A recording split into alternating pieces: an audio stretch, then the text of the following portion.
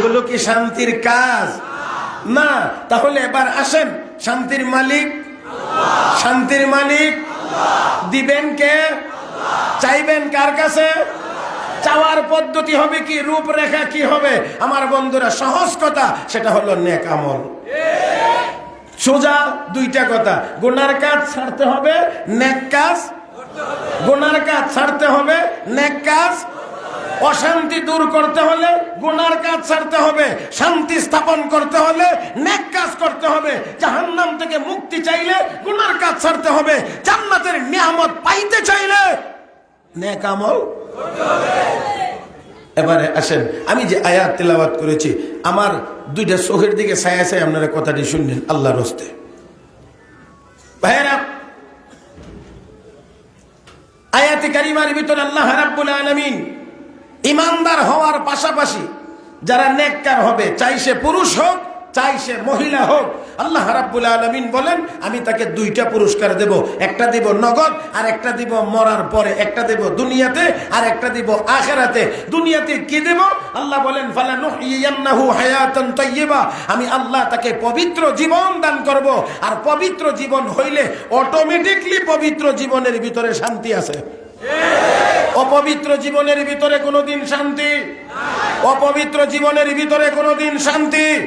আমার বন্ধুরা, কোরআন এই আহ্বান জানায়, হাদিস এই আহ্বান জানায়, মাদ্রাসাগুলো এই আহ্বান জানায়, দাওয়াত ও তাবলীগ ওয়ালারা এই আহ্বান জানায়, গুনার কাজ ছাড়ো, নেক কাজ ধরো, শান্তি পাইবা দুনিয়াতে, পরকালে পাইবা জান্নাত। আমার বন্ধুরা, এই পরকালের কথা বলে জাহান্নাম থেকে বেঁচে জান্নাতে যাইতে পারবা, এই কথা বললেই দুনিয়ার 500 কোটি দাউদ বাটফার কাফের বেঈমান রাখা, এই তো আমাদের পথে বাধা। কারণ আকাম কুকাম যা আছে দুনিয়াতে করতে হবে, মোল্লারা এই পথে বাধা। এই জন্য মোল্লাদেরকে ঠ্যাঙ্গাও। আমার বন্ধুরা, দুনিয়ার কাফের বেঈমানেরা একমাত্র ইসলাম বিরোধী হওয়ার কারণ হলো এদের দুনিয়ার লোভ লালসা পূরণ হয় না।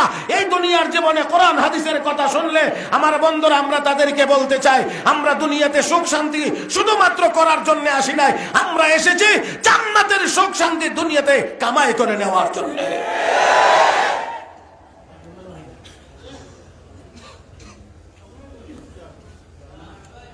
আল্লাহ তুমি আমাদেরকে তৌফিক দাও। আল্লাহ বলেন ইমানদার হয়ে যদি নেককার হয়ে যাও, পুরুষ হও মহিলা হও, পুরস্কার পুরস্কার পুরস্কার একটা দুনিয়াতে, নগদ পুরস্কার কি? পবিত্র জীবন, শান্তিময় জীবন আল্লাহ দান করবেন। আমার ভাইয়েরা, আমি আপনাদেরকে ছোট্ট একটা কথা বলছি পরীক্ষা করার জন্য। কোনো একটা ফ্যামিলি যদি গিয়ে দেখেন যে এই ফ্যামিলিতে সবাই নামাজি, যদি এরকম একটা ফ্যামিলি পান যে এই ঘরের সবাই নামাজি, সবাই রোজাদার রমজান মাসে, সবাই পর্দানিসীন, গান বাজনা তথা গুনার কাছ থেকে তারা বিরত, টাকা পয়সা বেশি নাই একটা ফ্যামিলি। অপর দিকে যদি পান যে এই ঘরে কেউ নামাজি নাই, রোজাদারও নাই, কোরআন তেলাওয়াত নাই, দিনের কোনো কাজ নাই, কিন্তু টাকা পয়সার অভাব নাই, কোটি কোটি টাকার মালিক, এই দুইটা ফ্যামিলিকে আপনারা একটু ভিতরে ভিতরে একেবারে পুঙ্খানু ভাবে একটু যাচাই করে দেখবেন যে এই ঘরে টাকার অভাব নাই অথচ দিন নাই। এই ঘরের ভিতরে ভিতরে ভিতরে ভিতরে অশান্তির আগুন দাও দাও করে জ্বলছে, শান্তির নাম গেরানো এই ঘরের ভিতরে নাই। কিন্তু যারা নামাজ পড়ে, রোজা রাখে, দিন মানে, আমার ভাইয়েরা, টাকা যদি কিছু কম হয় এরপরেও শান্তি নাই না আছে? এবার আসেন আপনাদেরকে বলি, জাউয়া বাজারে শান্তি বেচা কেনা হয়? কয়শো টাকা কেজি হয় না? তাহলে শান্তি চোখে দেখা যায়, ধরা যায়, গাছে ধরে, খেতে হয়? নিশ্চয় না। তাহলে শান্তি এটা আমার আল্লাহ প্রদত্ত এমন একটি নিয়ামত, যে নিয়ামতটা একমাত্র কলবের মাধ্যমে অনুভব করা যায়। বলতে হবে ঠিক কিনা? এই জন্য আমার আল্লাহ কোরআনে বলেন, আলা বিযিকরিল্লাহি তাতমাইন্নুল কুলুব। জিকিরের দ্বারা ইমানদারের কলব শান্তি হয়, ইমানদারের কলব শান্তি হয়। আমার বন্ধুরা, আমার আল্লাহর নামের ভিতরে দুইটা জিনিস আছে। এক নাম্বার মজা আছে, মজা মজা মজা মজা, স্বাদ স্বাদ। কি আছে? মজা আছে, স্বাদ আছে। নাম্বার দুই, আমার আল্লাহর নামের জিকিরের অ্যাকশন আছে, পাওয়ার আছে। আমার বন্ধুরা, আল্লাহর নামের ভিতরে এত মজা, এত মজা, এত মজা, হাজার বার নয়, লক্ষ লক্ষ বারও যদি কেউ উচ্চারণ করে কোনোদিন মজা কমে না, মজা শুধু বাড়ে, আরো বাড়ে। জোরে বলেন ঠিক কিনা? ও বন্ধুরা, আমরা তো ১৫০০ বছর যাবত একই কালেমা পড়ে মুসলমান, লা ইলাহা ইল্লাল্লাহ মুহাম্মাদুর রাসূলুল্লাহ। ও মুসলমান, এই কালেমা আমরা ১৫০০ বছর যাবত পড়ছি, কিন্তু মজা কমে? বলেন না, মজা কমে? একই আজান দে মুয়াজ্জিন আল্লাহু আকবার, আল্লাহু আকবার। সারা পৃথিবীতে, বাংলাদেশে লক্ষ লক্ষ মসজিদ, ৪.৫ লাখ মসজিদে এই শব্দ দিয়ে আজান হয়। সারা পৃথিবীতে এই শব্দের আজান হয়। আজও পর্যন্ত আজানের শব্দের মজা কমে? আরো আসতে বলেন, কমে? এরে মুসলমান, ইমাম সাহেব ইমামতির জন্য যখন দাঁড়ায় তখন তিলাওয়াত করেন আলহামদুলিল্লাহি রাব্বিল আলামিন। আজও পর্যন্ত এই সূরার তিলাওয়াতের মজা কমে? ও মুসলমান, তাহলে আমাদের কাছে এমন নিয়ামত রয়েছে যে নিয়ামত গুলোর মজা কখনোই কমে না, শুধু দিন দিন আরো বাড়ে। আমার বন্ধুরা, দুনিয়ার কাফির বেঈমানদের কাছে এমন স্থায়ী কোনো মজা নাই। এই জন্য মজার পিছনে দৌড়াইতে দৌড়াইতে শেষ পর্যন্ত গিয়ে কয় এবার কুকুর খায়, ইঁদুর খায়, বাদুর খায়। বুঝেন না আমার কথা? খালি মজা, আরো মজা, আরো মজা, আরো মজা, এটা মজা। এই মজা খুঁজতে খুঁজতে ভালো ভালো তো খায়, খায় শেষ পর্যন্ত শুয়োর খায়। দেখি কি মজা। আমি বুঝাইতে পারতেছি না মনে হয় কথা। এবার দেখেন, শুধু পরিবর্তন, মজা মজা মজা। কারণ এরা যে জিনিসের পিছনে দৌড়ায়, যেটা সকালে মজা, দুপুরে মজা লাগে না, দুপুরে মজা লাগলে সন্ধ্যায় মজা লাগে না। আমাদের রাত ৪টার সময় উঠে সূরা ফাতিহার তিলাওয়াত শুরু করলে রাত ১০টা পর্যন্ত ঘুমাইতে গেলে এই সূরার তিলাওয়াত করতে থাকলে সারা দিনেই মজা লাগে, মজা কমে না। যার কারণে অবৈধ মজার পথে আমাদেরকে পা বাড়ানোর দরকার হয় না। ইমানদার যারা, খাঁটি মুমিন যারা, তাদের মজার জন্য অবৈধ কোনো দিকে অবৈধ কোনো পথে দৌড়াইতে হয় না। আপনাদের কষ্ট হবে না তো? চিশতিয়া তরিকার নাম অবশ্যই সবাই জানেন। হযরত খাজা মঈনুদ্দিন চিশতি আজমিরি রহমতুল্লাহি আলাইহির তরিকার নাম চিশতিয়া তরিকা। এই তরিকার সনদ যদি বর্ণনা করেন তাহলে আপনারা একজন ব্যক্তির নাম পাবেন একেবারে গোড়ার দিকে, নাম শেখ আব্দুল ওয়াহিদ ইবনে যায়েদ রহমতুল্লাহি আলাইহি।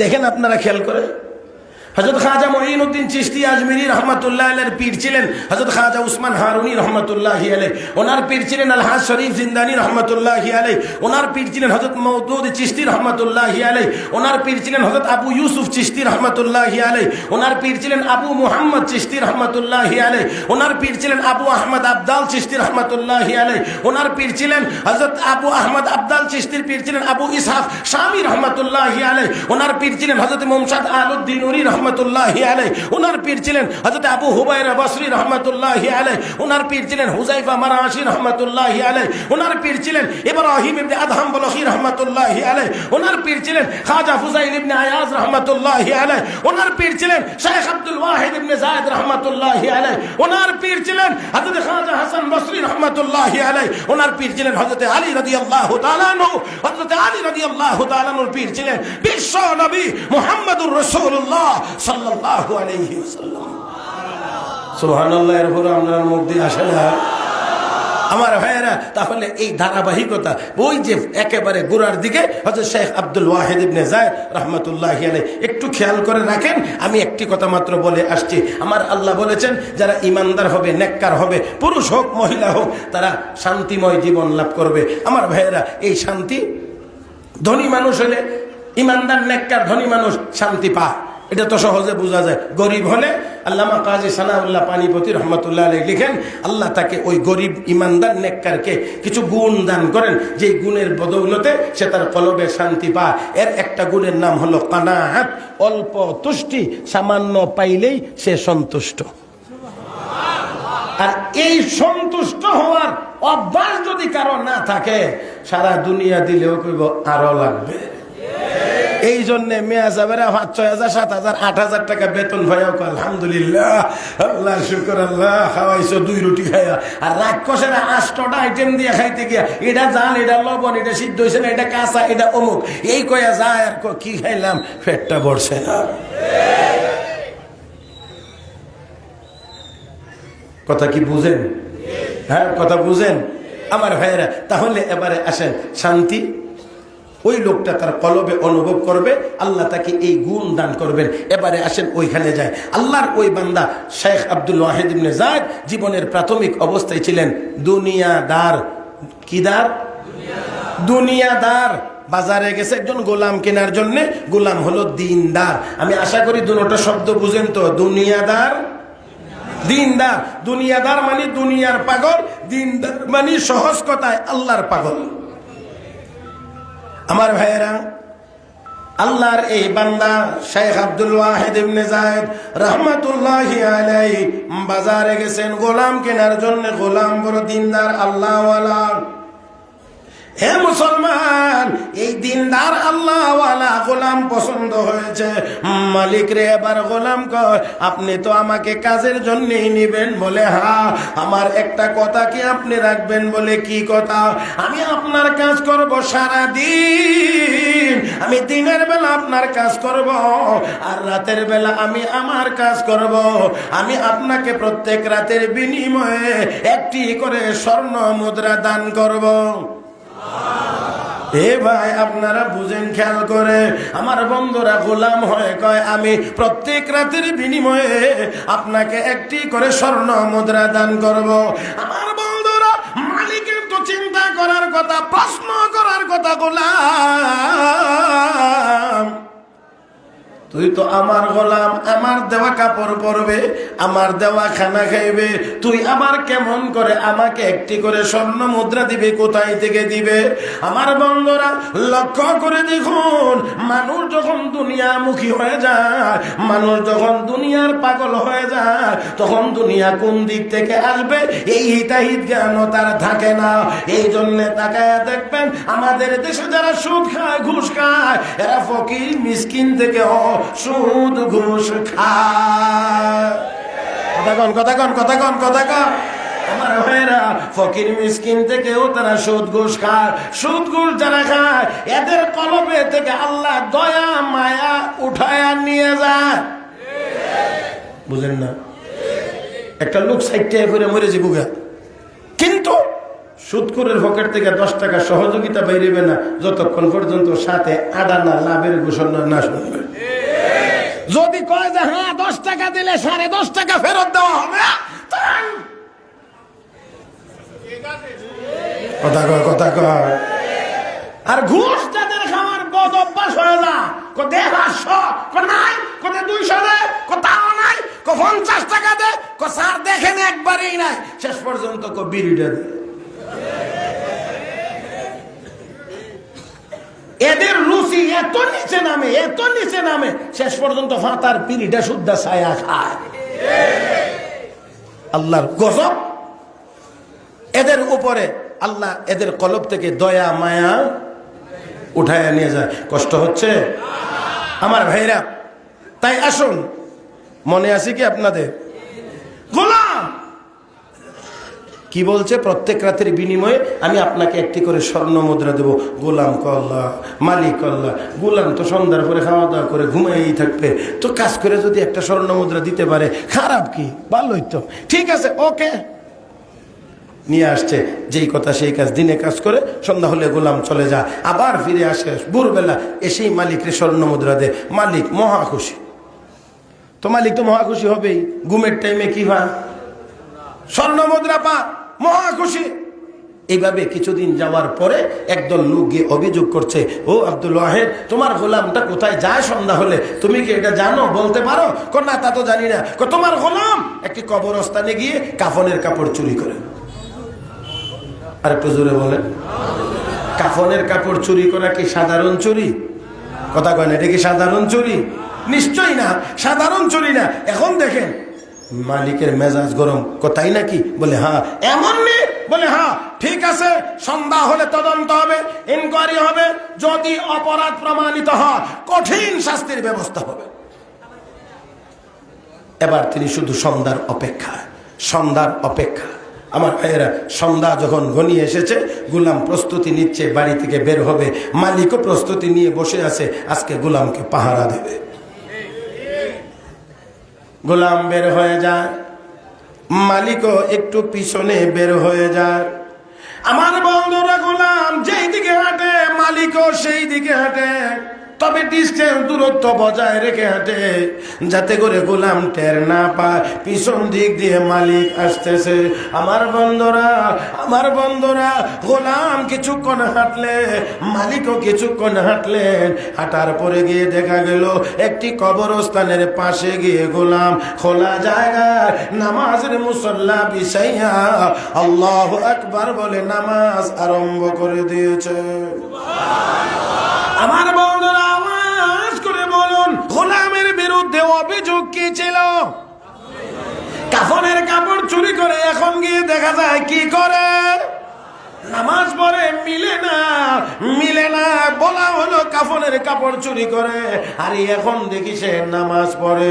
আমার বন্ধুরা, শেখ আব্দুল ওয়াহিদ ইবনে যায়েদ রাহমাতুল্লাহি আলাইহি চিন্তা করতে লাগলেন, এখন বুঝবো কেমন করে? হয়তোবা এখন কিছুক্ষণ নামাজ পড়বে, ভালো সুরত দেখাবে, আর সময় হলে গিয়ে সে তার আসল কাজ শুরু করে দেবে। এই জন্য তিনি সিদ্ধান্ত নিলেন সারা রাত পাহারা দিবেন, সারা রাত দেখবেন গোলাম রাতের কি অংশে, কোন অংশে কি কাজ করে। শেখ আব্দুল ওয়াহিদ ইবনে যায়েদ বলেন, আমি বসে রইলাম, আমি শুধু দেখি আমার গোলাম আল্লাহু আকবার বলে নামাজ শুরু করে, 2 রাকাত 4 রাকাত পরে সালাম ফিরায়া নামাজ শেষ করে আবার আল্লাহু আকবার বলে নামাজ শুরু করে। এইভাবে শেষ হয়, আবার শুরু হয়, এইভাবে শেষ হয় আর শুরু হয়। কি শুরু আর কি শেষ? আসেননি আপনারা? আছেন? কি শুরু আর কি শেষ? এরে মুসলমান, সাইয়্যিদুত তায়েফ হাজী ইমদাদুল্লাহ মুহাজির মক্কি রাহমাতুল্লাহি আলাইহি বলতেন, হাসরের ময়দানে আল্লাহ যদি আমাকে বলেন, ইমদাদ তুমি কি চাও? আমি বলবো, আল্লাহ তোমার আরশের নিচে আমি 2.5 হাত জায়গা চাই। ইমদাদ 2.5 হাত জায়গা দিয়ে তুমি কি করবা? আল্লাহ, দুনিয়ার জমিনে তোমাকে না দেখে সেজদা দিয়েছিলাম, আল্লাহ 2.5 হাত জায়গা যদি পাই গো, তোমার আরশের নিচে দাঁড়াইয়া তোমার কুদরতি কদম দেখে দেখে তোমাকে সেজদা দিতে চাই। ও মুসলমান, এই শোন, আল্লাহর বান্দা ইমানদার একজন আল্লাহওয়ালা নামাজের সেজদার ভিতরে যে মজা পায়, হোয়াইট হাউসে বসেও আমেরিকার প্রেসিডেন্ট এই মজা কোনোদিন পাবে না। والذين يبيتون لربهم سجدا وقياما والذين يقولون ربنا اصرف عنا عذاب جهنم إن عذابها كان غراما إنها ساءت مستقرا ومقاما আরেকটু জোরে কান والذين يبيتون لربهم سجدا وقياما তারা আল্লাহর প্রিয় বান্দা যারা রাতের শেষ ভাগে উঠে উঠে দাঁড়ায় এবং সিজদা দেয়, মানে নামাজ আদায় করে। আমার বান্দারা, দুনিয়ার কাফির বেঈমানেরা প্রাসাদের ভিতরে রাতের বেলা ঘুমাইয়া সারা জীবন যত মজা না পায়, আল্লাহওয়ালারা ওই শেষ রাতে উঠে উঠে তাহাজ্জুদের নামাজের এক একটা সিজদা এর চেয়ে কোটি কোটি গুণ বেশি মজা পায়। আরো জোরে কান ঠিক কিনা? ও বন্ধুরা, তাই আসল লক্ষ্য করে দেখি, ওই আল্লাহর বান্দা একজন গোলাম শুধু নামাজ পড়ে, নামাজই পড়ে, আবার উঠে শুধু নামাজ আর নামাজ। উনি বসে বসে পাহারা দেন, শুধু নামাজ পড়ে। এমনি করে করে রাতটা একেবারেই শেষ প্রান্তে চলে গেছে। হে দোস্ত, খেয়াল করে দেখুন, একেবারেই ফজরের সময় হওয়ার আর বেশি সময় বাকি। এমন সময় গোলাম নামাজ শেষ করে এবার হাত তুলে দোয়া করেন। কার কাছে? মহব্বতের সাথে বলেন, কার কাছে? বান্দার চাহিদা অতি দ্রুততম সময়ের ভিতরে কে পূরণ করতে পারেন? ও মুসলমান, ভালো করে শব্দগুলো খেয়াল করবেন। গোলাম মালিকের দরবারে হাত তুলে দোয়া করেন, আল্লাহ, ও মালিক, দুনিয়ার জীবনে তুমি আমাকে একজন মালিকের অধীনস্থ করে দিয়ে রেখেছ। আবারও বলছি, খেয়াল করে শুনেন। গোলাম দোয়া করে, আল্লাহ, দুনিয়ার জীবনে তুমি আমাকে একজন মালিকের অধীনস্থ করে দিয়ে রেখেছ, এই জন্যে সারাটা দিন তোমার কদমে সেজদায় পড়ে থাকতে পারি না। আল্লাহু আকবার, চিৎকার দিয়ে গান। সারা রাত কি করে? কথা বলে, সারা রাত কি করে? নামাজ পড়ে, এরপরও দোয়া করে, কান্দে, আল্লাহ, আর একজন মালিকের অধীনস্থ করে দিয়ে রেখেছ, এই জন্যে সারা রাত তোমার কদমে সেজদায় পড়ে থাকতে পারি না। আওয়াজ করে জবাব দিতে হবে, ওই গোলামের নামাজের সেজদার ভিতরে মজা নাই। এদিকে একটু কম বলে, মজা নাই। ও মুসলমান, তাই আসুন বলছি, গোলাম সারা রাত নামাজ পড়ার পরেও আল্লাহর কাছে দোয়া করে, আল্লাহ, সারাটা দিন তোমার কদমে সেজদায় পড়ে থাকতে পারি না, কারণ আমাকে আরেকজন মালিকের অধীনস্থ বানায়া দিয়েছ। হে মালিক, রাতের বেলায় তোমার দরবারে হাজিরা দেই, এরপরেও শর্ত হলো প্রত্যেক রাতের বিনিময়ে আমার মালিকরে একটি করে স্বর্ণ মুদ্রা দেওয়া লাগে। আল্লাহ, আমার কাছে স্বর্ণের কোনো ভান্ডার নাই, আমার কাছে স্বর্ণের কোনো খনি নাই। ও মালিক, আজকের রাতের বিনিময়ে আমার মালিকরে যে স্বর্ণ মুদ্রাটি দেওয়া লাগবে, স্বর্ণ মুদ্রাটা তুমি আমাকে দিয়ে দাও। আল্লাহর ওলি শেখ আব্দুল ওয়াহিদ ইবনে যায়েদ বলেন, আমি পিছন দিক থেকে তাকায় দেখি আমার গোলামের মোনাজাত এখনো শেষ হয় নাই, কিন্তু আমার গোলামের হাতে স্বর্ণ মুদ্রা হাজির হয়ে গেছে। হে মুসলমান, আওয়াজ করে বলেন, এত অল্প সময়ের ভিতরে বান্দার চাহিদা পূরণ করার একমাত্র ক্ষমতা কার? ও বন্ধুরা, সব ক্ষমতার একমাত্র মালিক আমার। বন্ধুরা, আরো কম সময়েও আমার আল্লাহ পারেননি না? পারেন না? আরো কম, আমি আপনি যত কমের চিন্তা করতে পারি, এর চেয়েও কম সময়ে আমার আল্লাহ পারেন। আমার বন্ধুরা, বুড়া বয়সে জাকারিয়া আলাইহিস সালাম ছেলে চাইলেন আল্লাহ রাব্বুল আলামিনের দরবারে। হুনালিকা দা জাকারিয়া রাব্বা ক্বালা রাব্বি হাবলি মিন লাদুনকা যুররিয়াতান তাইয়্যিবা ইন্নাকা সামিউদ দুআ। আল্লাহ, মারিয়ামকে যদি আনসিজনের ফল দিয়ে তুমি রিজিক দিতে পারো, আমি বুড়া জাকারিয়াকে তুমি সন্তান দিতে পারো, আল্লাহ রাব্বুল আলামিনের দরবারে কবুল মঞ্জুর হয়ে গিয়েছে। ফানাদাতুল মালাইকা ওয়া হুয়া কাইমুন ইউসাল্লি ফিল মিহরাব আন্নাল্লাহ ইউবাশশিরুকা বিয়াহইয়া মুসাদ্দিকান বিকালিমাতিন মিনাল্লাহ সাইয়্যিদান ওয়া হাসূরান ওয়া নাবিয়্যান মিনাস সালিহিন। আল্লাহু আকবার। নামাজে দাঁড়াইছে পয়গম্বর, আল্লাহর পক্ষ থেকে আওয়াজ সুসংবাদ, ও জাকারিয়া পয়গম্বর সন্তানের জন্য দরখাস্ত দিছিলেন? বলে হ্যাঁ দিছিলাম। আরে মেয়েটা বুঝানোর জন্য বলছি, নামাজের ভিতরে সন্তানের জন্য দরখাস্ত দিছিলেন, দরখাস্ত মঞ্জুর হয়েছে, আল্লাহ আপনাকে ছেলে দিবেন, নাম হবে ইয়াহইয়া। এর আগে পৃথিবীতে ইয়াহইয়া নামের আর কোনো মানুষ ছিল না, কোনো মানুষের নাম ইয়াহইয়া রাখা হয় নাই। আপনার ছেলের অনেকগুলো কোয়ালিটি হবে, এর মধ্যে আপনার সবচেয়ে বড় কোয়ালিটি, আপনি যেমন নবী আপনার ছেলেও হবেন নবী। ও ভাইরা, ও বন্ধুরা, স্বর্ণ মুদ্রা হাতে হাজির, স্বর্ণ মুদ্রা হাতে হাজির।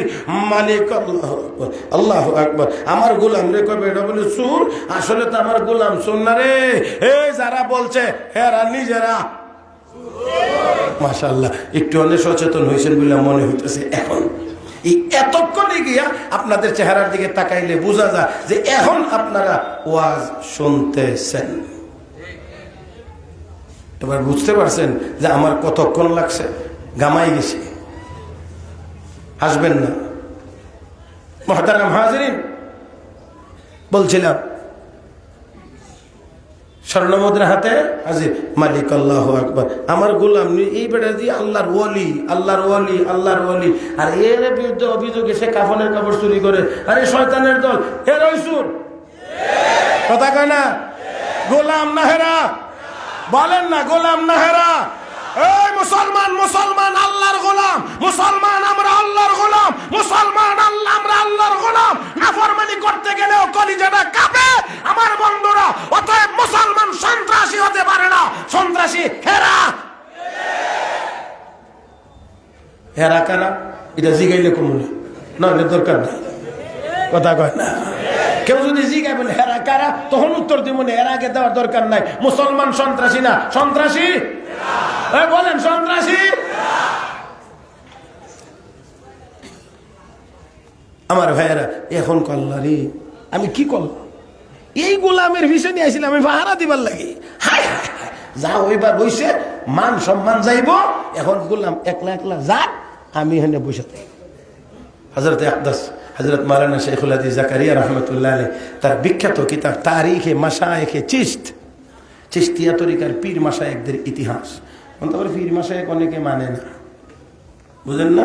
বাংলা মুহাদ্দিস আছে না কিছু, হ্যাঁ আমাদের দেশে কিছু বাংলা মুহাদ্দিস আছে, আলিফ বাতাসা ঠিক করে ভিতরে না, বুখারী শরীফের হাওলা মারে, দলিল মারে। ওই তোর দাদা নি দেখছে রে বুখারী শরীফ কোনোদিন? পাঁচটা কিতাবের ভিতরে যদি বুখারী শরীফ রেখে দেওয়া, খুঁজে বাইর করে আনতে পারবে নিজে এটার নাম বুখারী শরীফ? ভাইয়েরা আসুন, এখন ওই কিতাবের ভিতরে হযরত মাওলানা জাকারিয়া রাহমাতুল্লাহ আলাইহি লিখেন, মালিক যা হইবার হইছে, মান সম্মান আর হারায়া লাভ নাই, গোলাম 1000 আমি পরে যাব। বসে রয়েছে গোলাম, চলে গেছে, বসে রয়েছে গোলাম, চলে গেছে। আমার ভাইয়েরা এবার এবার সূর্য উঠছে, রাস্তাঘাট পরিষ্কার, বাড়িঘর পরিষ্কার, সব পরিষ্কার।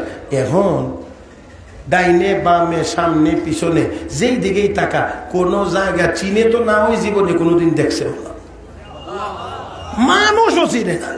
কোথায় আসলাম? সাদারাই থেকে গেলে কই গেলাম? যাওয়া গেলাম না কৈতক গেলাম, না হইলে একেবারে আরো আগে গেলে ধারণ গেলাম, না হইলে গোবিন্দগঞ্জ গেলাম, না হয় সাতক গেলাম, এদিক গেলাম সুনামগঞ্জ গেলাম, তাও তো কিছু চিনবার কথা। আমার ভাইয়েরা এখন নিরুপায় হয়ে জিগা, বা এটা কোন জায়গা? হিলা ঘুরে জিগা, আমাদের বাড়ি কোন জায়গা? আমার বাড়ি অমুক কানে। এত দূর আপনি কেমনে আসলেন? কত দূর এসেছি? এখান থেকে যদি আপনাকে বাড়িতে যাইতে হয় 2 বছর সময় লাগবে।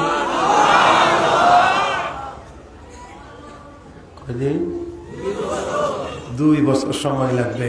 এখন পকেটে টাকা নাই, গাড়ি নাই, ঘোড়া নাই, খাবারের কোনো কিছু নাই। এমন লোকটা যদি শুনে 2 বছর লাগবে বাড়িতে যাইতে হঠাৎ, তাহলে স্ট্রোক করে মরার ওই কথা। মরছে না যে এটা আল্লাহর দয়া। এখন তো খায়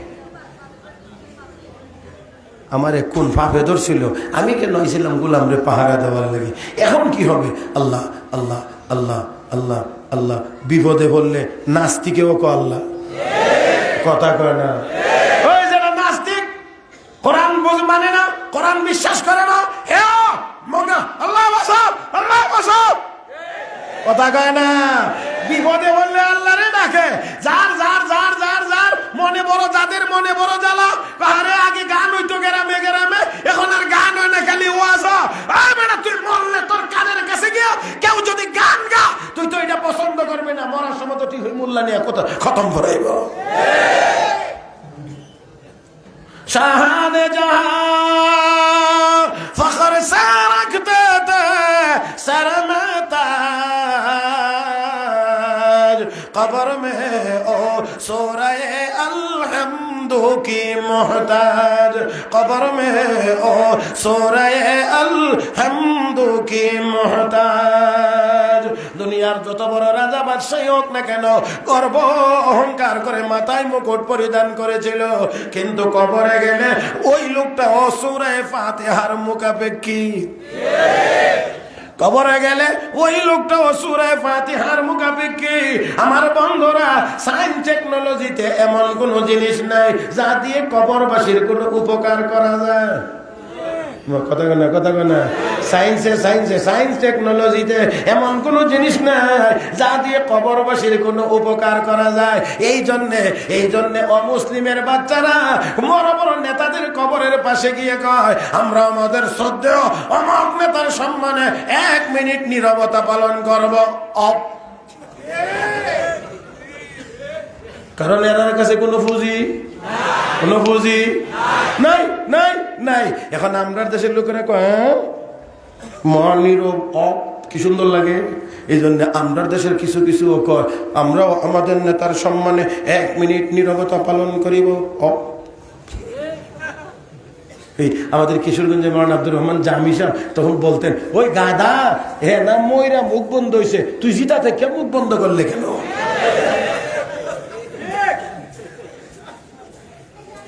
হ্যাঁ তো মরে গেছে মুখ বন্ধ, তোর জীবিত তোর মুখ বন্ধ হবে কেন? 1 মিনিট সময়ের ভিতরে সূরা ইখলাস কমপক্ষে 6 বার তেলাওয়াত করা যায়। কয়বার? এটা ওই বুড়া মিয়ার দিকে চাইয়া কইছি, আমার দিকে না। আমি আল্লাহর রহমতে গরির কাটা ধরে হিসাব করে মিলাইয়া ফইরা দেখছি 12 বার পড়তে পারি আমি আল্লাহর রহমতে। আমি অর্ধেক করে বলছি, কারণ আমারটার মতো এমন স্পিড তো সবার নাও থাকতে পারে। এই জন্য কমায় 50% লেস দেখেন না, ট্যাবলেট বেশি একেবারে সমান ভাগে 2 ভাগ করে 1 ভাগ ছেড়ে দিলাম কোম্পানির প্রচারের জন্য।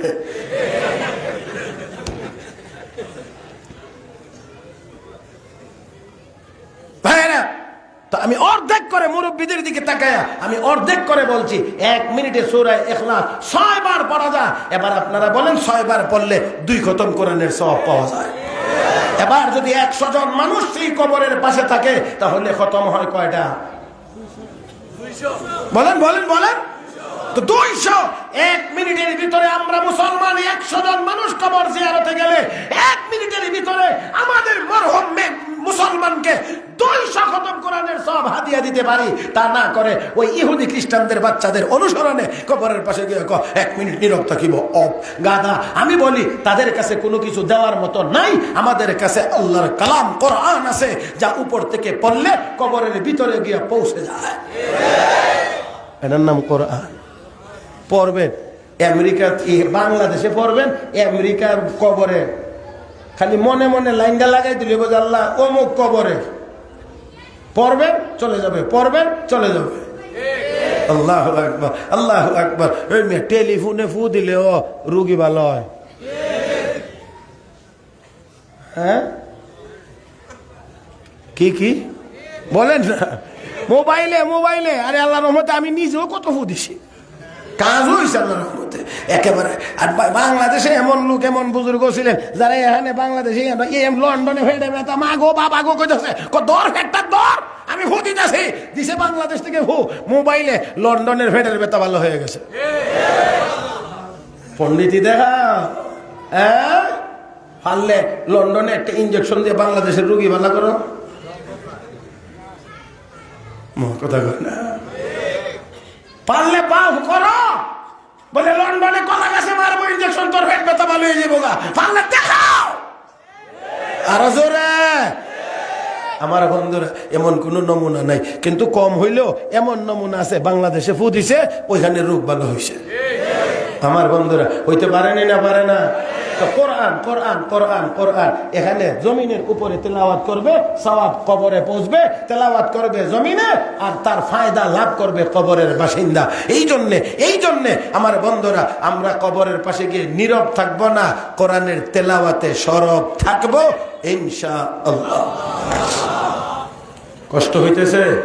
হ্যাঁ, আমিও আর বেশি না, মোটামুটি অনেক সময় হয়ে গেছে আমার ভাইয়েরা, এই জন্য আর বেশি না, আমি আমার কথাটাকে শেষ করতে চাই। মনে আসেনি আপনাদের, বিপদে পড়লে কথা, বিপদে পড়লে وَإِذَا غَشِيَهُمْ مَوْجٌ كَالظُّلَلِ دَعَوُا اللَّهَ مُخْلِصِينَ لَهُ الدِّينَ فَلَمَّا نَجَّاهُمْ إِلَى الْبَرِّ إِذَا هُمْ يُشْرِكُونَ।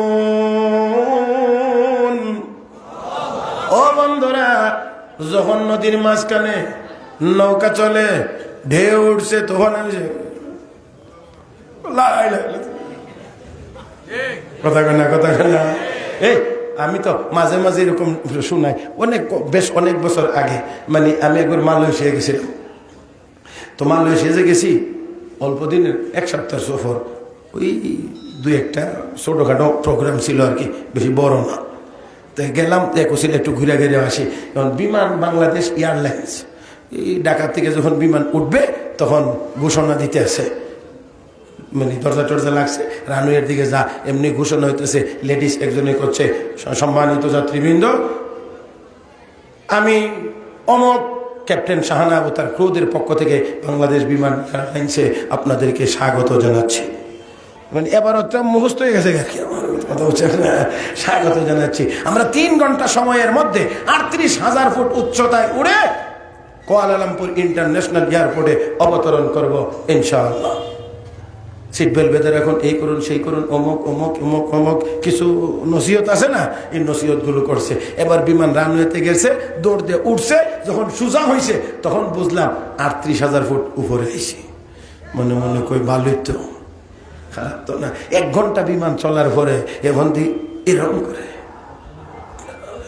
বিমান ক্রু যারা ছিল, এখন কেবিন ক্রু, তারা দৌড়াদৌড়ি শুরু করছে, আর মাইকে ঘোষণা হচ্ছে, সম্মানিত যাত্রীবৃন্দ নিজ নিজ আসনে বসে থাকুন, সিট বেল্ট বেঁধে রাখুন, আমরা দুর্যোগপূর্ণ আবহাওয়ার আশঙ্কা করছি।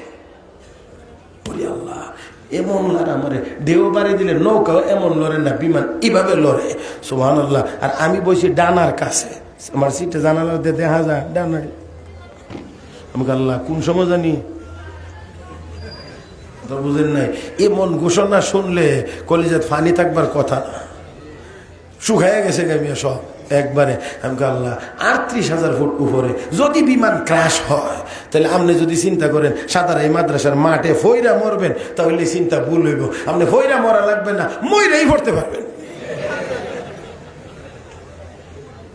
এখন আমি কই আল্লাহ কি করা, এখন দোয়া পড়া ছাড়া তো আর কোনো কিছু করার নাই। এখন যা দোয়া জানি সেই দোয়াগুলো পড়তে আসি, এই দোয়াগুলো পড়তেছি। আর হঠাৎ করে কেন জানি আমার মনে হয়েছে, আরে এই দুনিয়াতে, এই জমিনে কত যুবক রাস্তা দিয়ে হাঁটে, শরীর না চায় আর আমি মরেই যাব, বাঁচাতে পারবে না কেউ।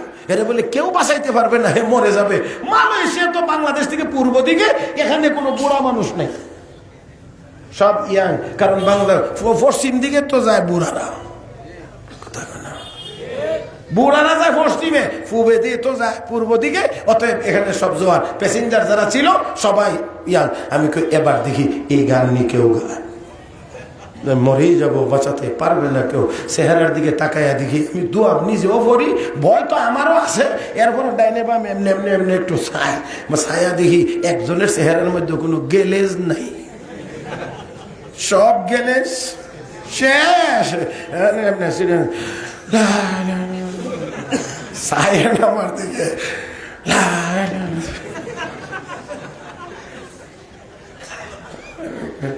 মনে মনে সব যেখানে অচল, আমার আল্লাহর নাম, আবার আল্লাহর কালাম সেখানেও সচল। সব যেখানে অচল, আমার আল্লাহর নাম সেখানেও। পানির নিচে, পানির নিচে আল্লাহ। ইউনূস আলাইহিস সালাম কোথায় ছিলেন? হ্যাঁ, পানির ভিতরে, মাছের পেটের ভিতরে। وذنون إذ ذهب مغاضبا فظن أن لن نقدر عليه فنادى في الظلمات أن لا إله إلا أنت سبحانك إني كنت من الظالمين فاستجبنا له ونجيناه من الغم وكذلك ننجي المؤمنين